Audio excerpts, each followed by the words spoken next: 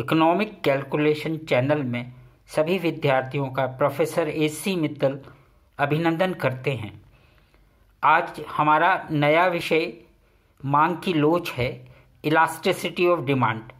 प्राय इस विषय पर सभी परीक्षाओं में एवं प्रतियोगिता स्तर पर दी जाने वाली परीक्षाओं में भी प्रश्न पूछे जाते हैं।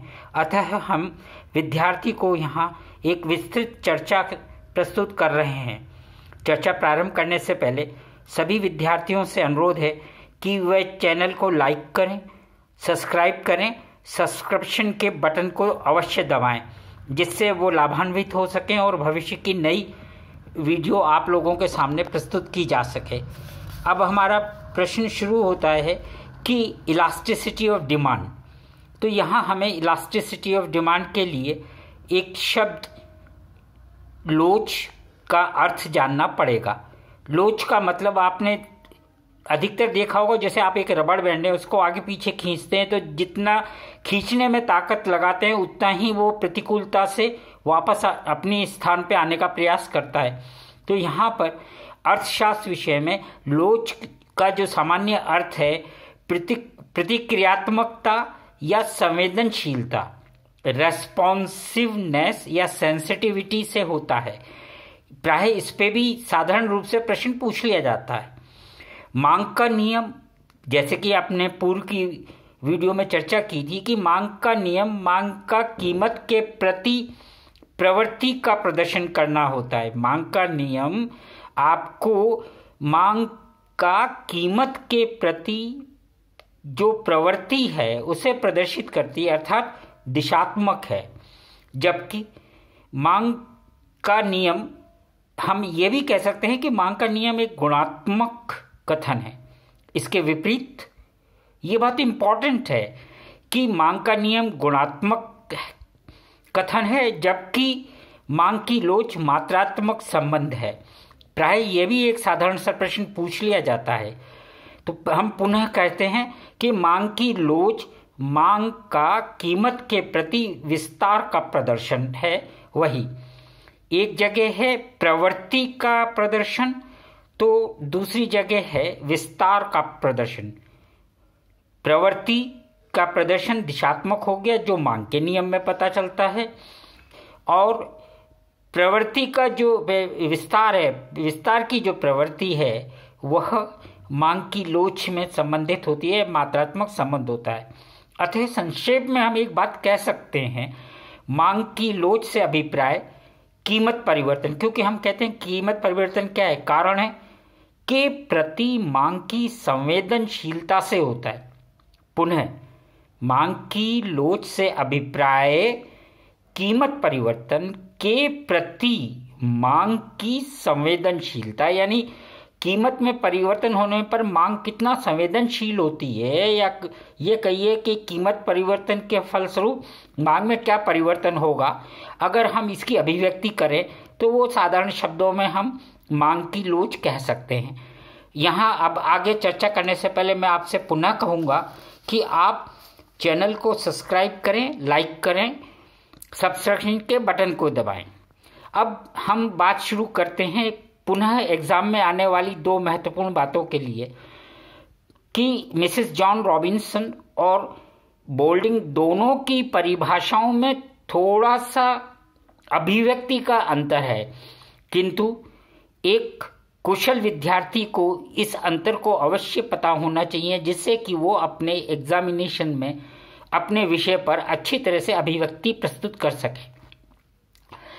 मिसेस जॉन रॉबिन्सन ने क्या कहा, किसी कीमत अथवा किसी उत्पत्ति पर, किसी कीमत अथवा किसी उत्पत्ति का मतलब यह कि जो कोई चेंज हो रहा है, पर मांग की लोच कीमत के अल्प परिवर्तन, पुनः मांग की लोच कीमत के अल्प यानी छोटा सा परिवर्तन हो, उसके परिणाम स्वरूप क्रय की गई मात्रा में अनुपातिक परिवर्तन होता है। कीमत के अनुपातिक परिवर्तन से भाग दे दें हम तो वो हमें मांग की लोच प्राप्त होती है। पुनः मिसेस रॉबिन्सन क्या कहती हैं, सुनिएगा, किसी कीमत अथवा किसी उत्पत्ति पर मांग की लोच में अल्प परिवर्तन।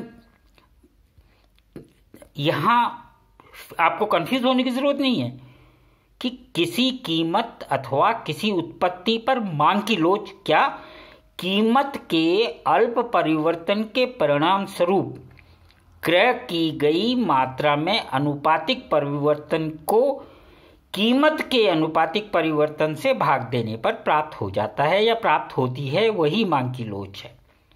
यानी अनुपातिक परिवर्तन अर्थात मात्रा में अनुपातिक परिवर्तन हो, किस वजह से?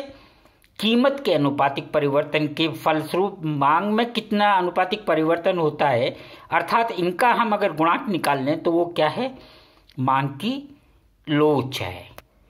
प्रोफेसर बोल्डिंग ने, केई बोल्डिंग ने इसको अन्य प्रकार से प्रस्तुत करने की कोशिश की। उन्होंने कहा किसी एक वस्तु की कीमत में 1% परिवर्तन होने के फलस्वरूप, यानी पुनः 1% परिवर्तन होने के फलस्वरूप उस वस्तु की मांग में जो परिवर्तन होता है उसे क्या कहते हैं? मांग की लोच।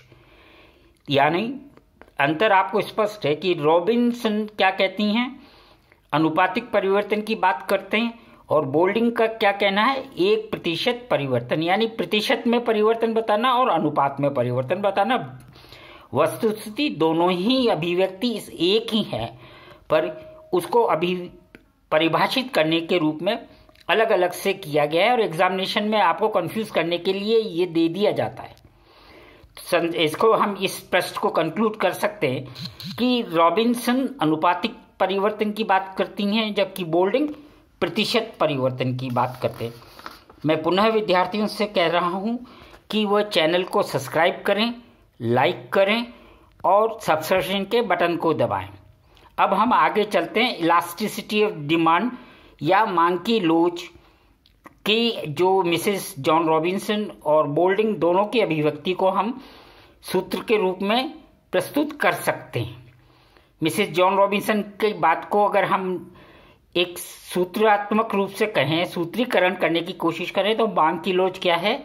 मांग की लोच है वस्तु की मात्रा में अनुपातिक परिवर्तन बटा वस्तु की कीमत में अनुपातिक परिवर्तन, अर्थात वस्तु की मात्रा में जो अनुपातिक परिवर्तन हो रहा है उसमें वस्तु की कीमत में हुए अनुपातिक परिवर्तन को भाग देने से जो गुणांक प्राप्त होता है उसे हम क्या कहते हैं? मांग की लोच।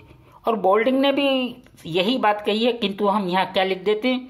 वस्तु की मांग में प्रतिशत परिवर्तन अपॉन वस्तु की कीमत में प्रतिशत परिवर्तन। यहाँ संकेत के लिए आपको बता दिया गया है कि x, P x, delta P और डेल्टा का मतलब क्या होता है। और इलास्टिसिटी और डिमांड, प्राइस इलास्टिसिटी और डिमांड को आप देखिएगा ध्यान से, EDP लिखा है और एक इसको गोल घेरे में, तो प्राय अभिव्यक्ति करने का यह उत्तम तरीका है। तो हम यहाँ पर अगले प्रश्न पे चलते हैं कि मांग की कीमत लोच को हम कैसे अभिव्यक्त करें। प्रिय विद्यार्थियों, पुनः आपसे मैं कह रहा हूँ कि आप चैनल को सब्सक्राइब अवश्य करें। अब यहाँ पर इलास्टिसिटी ऑफ डिमांड के लिए अगर हम देखें तो EDP is equal to delta X upon X into 100, क्योंकि मिसेस जॉन रॉबिन्सन क्या कहती हैं? अनुपातिक परिवर्तन के साथ रॉबिन्सन क्या, वो बोल्डिंग क्या कहते हैं? प्रतिशत।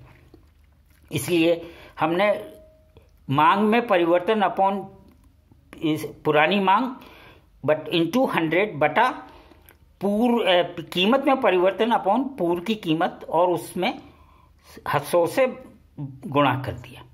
अब पुनः elasticity of price elasticity of demand क्या हो गया? DX upon X delta P upon P। EDP is equal to delta X upon X upon delta P upon या बटा P। अगर हम इसको पुनः व्यवस्थित करें तो हमारे सामने क्या आ जाता है? EDP price elasticity of demand is equal to change in quantity यानी डेल्टा एक्स और बटा चेंज इन प्राइस यानी कीमतों में हुआ परिवर्तन गुणा पूर्व की कीमत और पूर्व की मात्रा। अगर इसको दूसरी तरह से भी लिखना चाहें तो मैंने आपको उसको ब्रैकेट में बताया है। इसे हम क्या कहेंगे, मांग की कीमत लोच। अगले उसमें वीडियो में हम आपके साथ मांग की कितनी लोच कितने प्रकार की होती है उसके विषय में चर्चा करते हैं। कृपया आप इसको सब्सक्राइब कीजिए, लाइक कीजिए, सब्सक्रिप्शन के बटन को दबाइए। धन्यवाद।